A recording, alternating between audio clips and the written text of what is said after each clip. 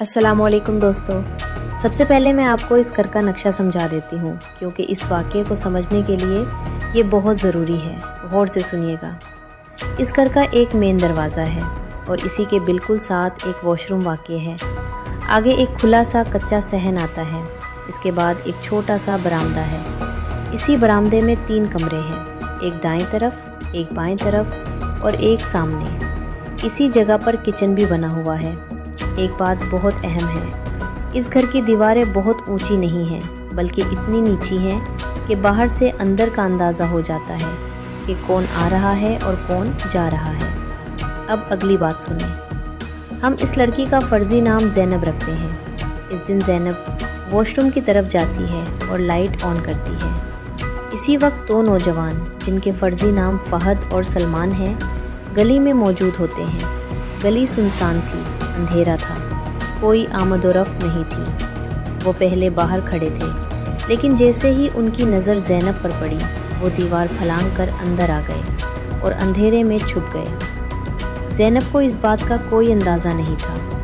एक ने उसके मुंह पर हाथ रख दिया ताकि वो आवाज़ ना निकाल सके और दूसरे ने उसे घसीट कर अंदर कमरे की तरफ ले जाया। कमरे में जाकर उसका मुंह अच्छी तरह बांध दिया गया और एक तवील वक्त तक इस पर जुल्म किया गया।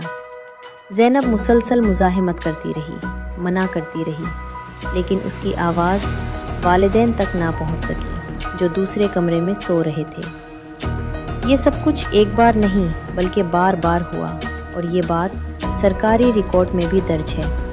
इसके बाद वो दोनों वहाँ से फ़रार हो गए। ज़ैनब खुद को संभालते हुए घसीटती हुई अपने वालिदैन के कमरे तक पहुँची और जैसे तैसे उन्हें जगाया। वालिदैन ने जब अपनी बेटी को इस हालत में देखा तो वो सकते में आ गए। सबसे पहले इसके मुंह और हाथ खोले गए, पानी पिलाया गया और इसे हौसला दिया गया। फिर ज़ैनब रोते हुए अपने वालिदैन को सब कुछ बताती है। इसी वक्त इमरजेंसी कॉल की जाती है और पुलिस मौके पर पहुंचती है। पुलिस सवाल करती है कि क्या आप इन लोगों को जानती हो?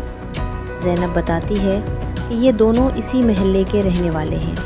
अक्सर गली में बैठते थे और लड़कियों को तंग करते थे। पहले भी ज़ैनब को आवाज़ें दी गई थी, लेकिन उसने नज़रअंदाज किया। मुद्दई के तौर पर वालिद सामने आते हैं और मुकदमा नामज़द दर्ज किया जाता है। अभी तक गिरफ्तारी की तस्दीक सामने नहीं आई। वालिदैन की हालत बहुत तकलीफ़देह है। वो ख़ुद को इल्ज़ाम देते हैं, ये सोचकर कि काश हमने जल्दी फ़ैसले किए होते।